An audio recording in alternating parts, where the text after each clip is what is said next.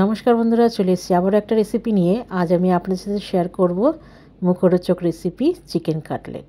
এর জন্য আমি কি নিয়েছি একবার বলে দিই। নিয়েছি আমি বোনলেস চিকেন, থেঁতো করা রসুন, আদা বাটা, ধনেপাতা কুচি, পুদিনা পাতা কুচি, নিয়েছি পেঁয়াজ কুচি আর নিয়েছি লঙ্কা কুচি। এবার আমি চিকেনটাকে কিমা করে নিয়েছি। আমি মিক্সিতে কিমা করে নিয়েছি, আপনারা ফুড প্রসেসর থাকলে তাতেও করে নিতে পারেন। এবার আমি চিকেনটাকে ম্যারিনেট করে বলে চিকেনের মধ্যে দিয়ে দিলাম পেঁয়াজ কুচি, লঙ্কা কুচি, পুদিনা পাতা কুচি, আর দিচ্ছি আমি থেঁতো করা রসুন, আদা বাটা, আর দিয়ে দেব ধনেপাতা কুচি। আপনারা এখানে পার্সলে পাতা কুচিও দিতে পারেন, আমার কাছে ছিল না তাই আমি আর দিইনি। এবার দিয়ে দিলাম জিরের গুঁড়ো, আর দিয়ে দেব আমি এখানে গোলমরিচের গুঁড়ো, দিয়ে দেব স্বাদ মতো নুন, আর দিয়ে দেব ভিনিগার। আপনারা এখানে লেবুর রসও ব্যবহার করতে পারেন। সবশেষে দিয়ে দিচ্ছি 1 চামচ মতো সাদা তেল, আর দিয়ে দেব গরম মশলা বাটা। আমি এখানে বাটা গরম মশলা ইউজ করেছি, আপনারা চাইলে গরম মশলার গুঁড়োও ব্যবহার করতে পারেন। এবার সব কিছুকে আমি হাতের সাহায্যে ভালো করে মেখে নেব। চিকেনটাকে মোটামুটি আমি 1 ঘন্টার জন্য ম্যারিনেট করে রেখে দেব। আমি এটা মেখে 1 ঘন্টার জন্য নর্মাল ফ্রিজে রেখে দেব। চিকেনটা আমার মাখা হয়ে গেছে, আমি এটা ফ্রিজে এখন রেখে দিচ্ছি। এবার আমি চলে এলাম কাটলেটগুলো গড়ার জন্য।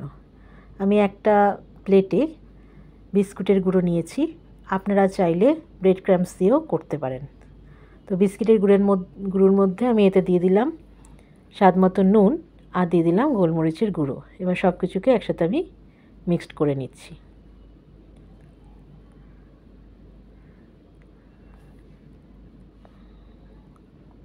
এবার ডিমের মধ্যেও আমি অল্প লবণ দিয়ে ডিমটাকে ভালো করে ফেটিয়ে নিচ্ছি। ডিমটা ফেটানো হয়ে গেছে, এবার আমি কাটলেটগুলোকে গড়ে নেব। বাইন্ডিংয়ের জন্য আমি কাটলেটের যে মিশ্রণটা আমি করেছি তার মধ্যে 2টো পাউরুটি আমি টুকরো টুকরো করে কেটে ভালো করে আবারও মেখে নেব।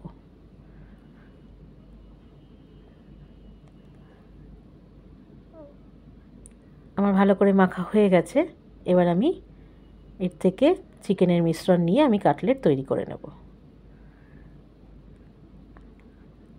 আমি আমার মতো একটু ছোট ছোট সাইজ করে কাটলেটগুলো করে নিচ্ছি, আপনারা আপনাদের প্রয়োজন অনুযায়ী ছোট বড় করে নিতে পারেন।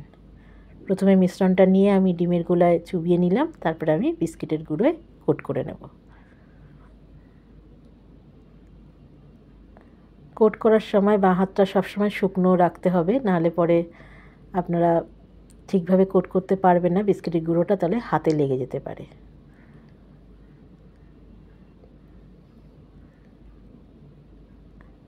এবার আমি একটা ছুরির সাহায্যে কাটলেটগুলোকে আমি শেপ দিয়ে দেব। এই কাজটা একটু ধৈর্য ধরে করতে হবে। এখন কাটলেট করার সময় চিকেনের মিশ্রণটা যতটা নরম লাগছে, এটা তৈরি হয়ে যাওয়ার পরে আপনারা অন্তত 1 থেকে 1.5 ঘন্টার মতো ফ্রিজে রাখলে কাটলেটটা সেট হয়ে যাবে। আমি একটা কাটলেট গড়া হয়ে গেছে, আমি আরেকটাও বানিয়ে দেখাচ্ছি। অসাধারণ স্বাদ হয় এই কাটলেট, আপনারা অবশ্যই বাড়িতে বানিয়ে খাবেন।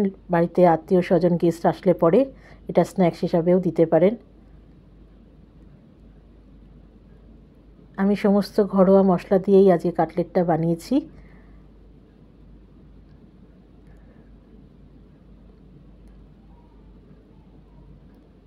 দেখুন আমার কাটলেটগুলো গড়া হয়ে গেছে। আপনারা চাইলে কাটলেটগুলোকে 2বার করেও কোট করে নিতে পারেন। দেখুন কি সুন্দর কাটলেটগুলো আমার গড়া হয়ে গেছে। এগুলো আমি 1 ঘন্টার জন্য ফ্রিজে রেখে দেব। এবার চলে এলাম কাটলেটগুলো ভাজার জন্য। আমি কড়াইতে পর্যাপ্ত পরিমাণে তেল গরম করে নিয়েছি। এবার আমি কাটলেটগুলো দুটো দুটো করে ভেজে নেব। কাটলেটগুলো গড়ার সময় যতটা নরম লাগছিল, দেখুন আমি ফ্রিজে রাখার ফলে কাটলেটগুলো কিন্তু সেট হয়ে গেছে, ভেঙেও যাচ্ছে না। অসাধারণ স্বাদের এই চিকেন কাটলেট বাড়িতে অবশ্যই আপনারা ট্রাই করবেন। যে কোনো অনুষ্ঠানে আপনারা এগুলো বাড়িতে বানাতে পারেন। এবার আমি গোল্ডেন ব্রাউন করে ভেজে নেব। এই কাটলেট খেয়ে কেউ বুঝতেই পারবে না যে আপনি এটা দোকান থেকে কিনে এনেছেন না বাড়িতে বানিয়েছেন। এত অসাধারণ সুন্দর টেস্ট হয় এই কাটলেটের।